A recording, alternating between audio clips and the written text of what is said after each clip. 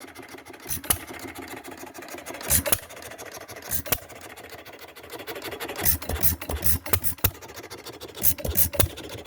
the nameplate polished.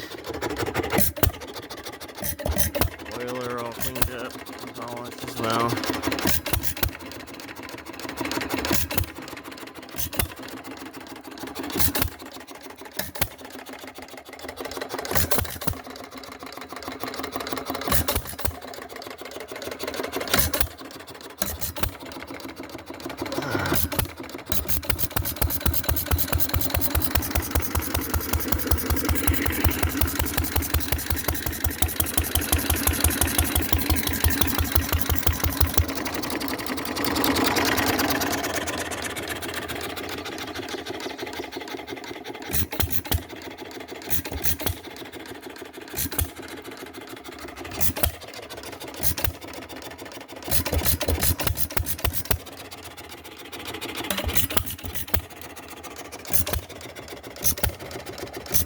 That's the carburetor.